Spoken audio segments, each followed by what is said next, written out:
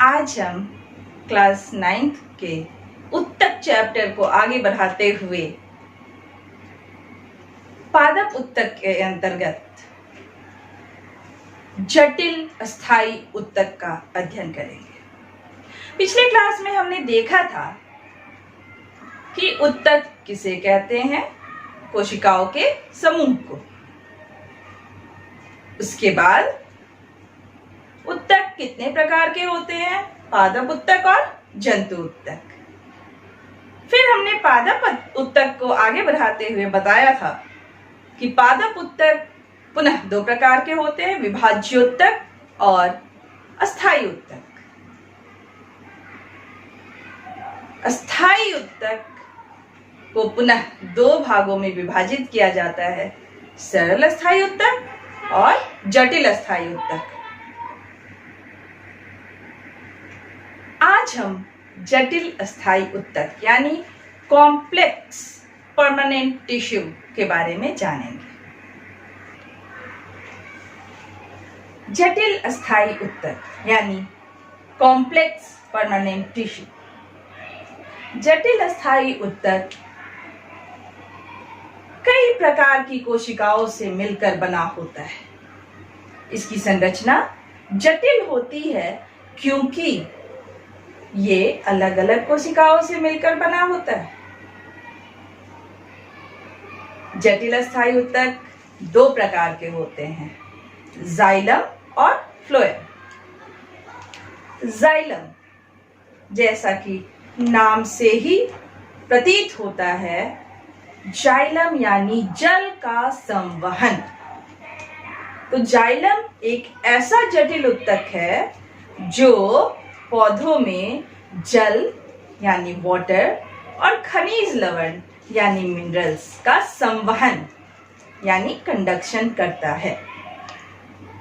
पौधे जब प्रकाश संश्लेषण की प्रक्रिया करते हैं तो उन्हें जल और खनिज लवण की आवश्यकता होती है। और जल और खनिज लवण पौधों को कहाँ से मिलता है? बिल्कुल सही, उन्हें मिट्टी से यानी सॉइल से मिलता है। और सॉइल यानी मिट्टी के अंदर से जड़ों के द्वारा जल और खनिज लवण का अवशोषण कर पौधे उसे पत्तों तक पहुंचाते हैं। हमारे घरों में पानी की जो पाइपलाइन होती है वो कैसे बिछी होती है? नीचे मोटर लगा होता है, पानी ऊपर टैंक में जमा होता है और फिर पाइपलाइन के थ्रू अलग अलग नल तक पहुंचता है और हमें जब जरूरत हो तो हम पानी निकाल लेते हैं। ठीक उसी तरह पौधों में जल और खनिज लवण पहुंचाने के लिए कहां से, जड़ों से पत्तियों तक का काम जाइलम के द्वारा किया जाता है। अब हम देखेंगे कि जाइलम के प्रकार। जाइलम जो चार प्रकार के अलग अलग कोशिकाओं से मिलकर बने हैं उनका नाम है वाहनी, वाहनिका, जाइलम पैरेन्काइमा और जाइलम फाइबर। ये चार प्रकार के सेल होते हैं। ट्रैकिड्स, वेसल्स, जाइलम पैरेन्काइमा और जाइलम फाइबर, ये चार प्रकार के जाइलम कोशिकाएं होती हैं। अब यहाँ ट्रैकिड्स और वेसल का जो काम होता है यानी वाहिनी और वाहनिका का कार्य होता है जल और खनिज लवण का संवहन। जाइलम पैरेन्काइमा, जहां भी हम पैरेन्काइमा को देखेंगे, हमने पढ़ा है सरल अस्थायी उत्तक में पैरेन्काइमा के बारे में। तो पैरेन्काइमा का कार्य होता है संग्रहण करना, किसी चीज को अपने अंदर जमा करना, भोज्य पदार्थों को अपने अंदर जमा करना। तो जाइलम पैरेन्काइमा का भी कार्य है कि वह पदार्थों का संग्रहण यानी भोज्य पदार्थों का संग्रहण वहां जाइलम पैरेन्काइमा के अंदर होता है ताकि वह ऊर्जा प्रदान कर सके संवहन के समय। और चौथे प्रकार का जो कोशिका है, चौथे प्रकार की, वह है जाइलम फाइबर। और जाइलम फाइबर यानी रेसे जो कि पौधों को मजबूती, दृढ़ता, सपोर्ट जाइलम फाइबर या रेशे का कार्य होता है कि वह सपोर्ट यानी उसको दृढ़ता, मजबूती प्रदान करता है। तो इस प्रकार हमने देखा कि जाइलम के जो 4 प्रकार थे, वाहनिका यानी ट्रैकेट्स, वाहिका यानी वेसल्स, जाइलम पैरेन्काइमा जिसे हिंदी में भी जाइलम पैरेन्काइमा ही कहते हैं, और जाइलम फाइबर यानी जाइलम रेशे। ये चारों मिलकर संवहन का कार्य करते हैं। वहीं फ्लोएम दूसरे प्रकार का संवहन उत्तक होता है। Phloem starting with P, for food याद रखने के लिए यह हम याद रख सकते हैं। फॉर फूड यानी भोजन। तो पौधों में भोजन का निर्माण कहाँ होता है? पत्तियों में। प्रकाश संश्लेषण की प्रक्रिया के द्वारा पौधों में भोजन का निर्माण कहाँ होता है? पत्तियों में। तो पत्तियों से पौधों के अन्य भागों तक जो भोजन को पहुंचाने का कार्य करता है, उस जटिल अस्थायी उत्तक को फ्लोएम कहा जाता है। तो फ्लोएम क्या करता है? पत्तियों से यानी लीफ से जहां प्रकाश संश्लेषण की प्रक्रिया होती है, वहां से भोजन को पौधों के अन्य भागों तक पहुंचाने का काम फ्लोएम करता है। अब हम देखेंगे फ्लोएम के प्रकार। अब फ्लोएम के जो 4 भाग हैं, 4 प्रकार की कोशिकाओं से जो मिले हुए हैं, उन चारों कोशिकाओं के बारे में हम अभी देखेंगे। फ्लोएम के अंतर्गत पहली जो कोशिका होती है वह होती है चलनी कोशिका यानी सीव ट्यूब। दूसरे प्रकार की होती है साथी कोशिका यानी कॉम्पेनियन सेल्स। तीसरे प्रकार की होती है फ्लोएम पैरेन्काइमा। जिस प्रकार से जाइलम पैरेन्काइमा है वैसे ही फ्लोएम पैरेन्काइमा। और चौथा प्रकार होता है फ्लोएम फाइबर। जैसे जाइलम फाइबर होता है वैसे ही फ्लोएम फाइबर। तो इस प्रकार हमने देखा कि फ्लोएम के अंतर्गत तो 4 कोशिकाएं होती हैं, चलनी कोशिका, साथी कोशिका, फ्लोएम पैरेन्काइमा और फ्लोएम फाइबर। यहां भी जो संवहन का कार्य है वो चलनी कोशिका और साथी कोशिका के द्वारा किया जाता है, जबकि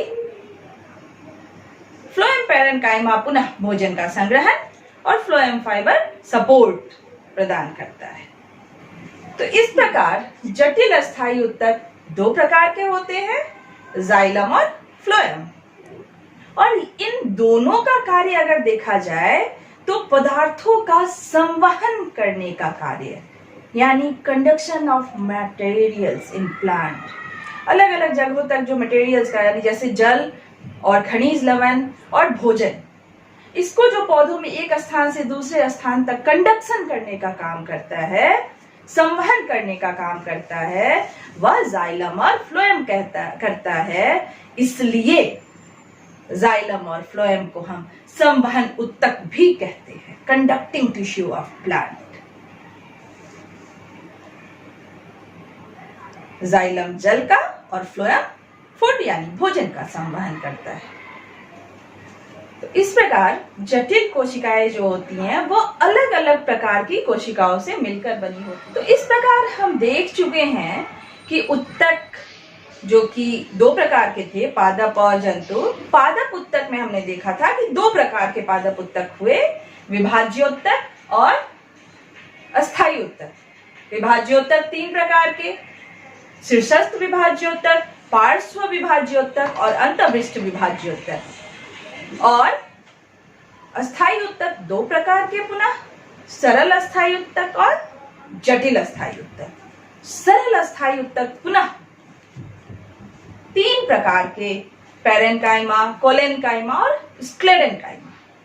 जबकि जटिल अस्थायी उत्तक 2 प्रकार के होते हैं, जाइलम और फ्लोएम, जिसे संवहन उत्तक भी कहा जाता है। इस प्रकार पादप उत्तक के विभिन्न उत्तकों के बारे में हमने जाना। पादपों में एक और संरचना पाई जाती है जिसे एपिडर्मिस कहते हैं। एपिडर्मिस पादपों में पाई जाने वाली सबसे ऊपरी सतह की संरचना है जो मुख्य रूप से पादपों को संरक्षित यानी कि सुरक्षा प्रदान करता है। अगर हम एक्वेटिक प्लांट यानी जलीय पौधों की बात करें तो उसमें एपिडर्मिस के ऊपर एक वैक्स का मोम का परत चढ़ा होता है जो उसे जल से संरक्षित करता है। कुछ पादप उत्तक में ये कवक और बैक्टीरिया को अंदर आने से रोकता है। पादप उत्तक की सुरक्षा का कार्य एपिडर्मिस के द्वारा किया जाता है। एपिडर्मिस में रंध्र भी पाए जाते हैं, छोटे छोटे छिद्र पाए जाते हैं जिन्हें हम रंध्र कहते हैं, स्टोमेटा, जिसके द्वारा कार्बन डाइऑक्साइड और ऑक्सीजन का पत्तियों में आदान प्रदान होता है। रंध्र यानी स्टोमेटा मुख्य रूप से गार्ड सेल से घिरा होता है। अगर गार्ड सेल रिजिड यानी फुला हुआ रहता है तो रंध्र का जो छिद्र होता है वह खुला रहता है और उस समय गैसों का विनिमय हो सकता है। और अगर गार्ड सेल फ्लैसिड यानी सिकुड़ा हुआ रहेगा तो उस समय स्टोमेटा क्लोज होता है। तो यह रंध्र कहाँ पाया जाता है? मुख्य रूप से एपिडर्मिस में पाया जाता है। तो इस प्रकार एक सुरक्षात्मक कवच का निर्माण करता है एपिडर्मिस। तो हमने आज पादप उत्तक के बारे में जानकारी प्राप्त की। अगले क्लास में हम जंतु उत्तक के बारे में जानेंगे। इस टॉपिक से रिलेटेड सेल्फ असेसमेंट टेस्ट का लिंक नीचे डिस्क्रिप्शन बॉक्स में दिया गया है।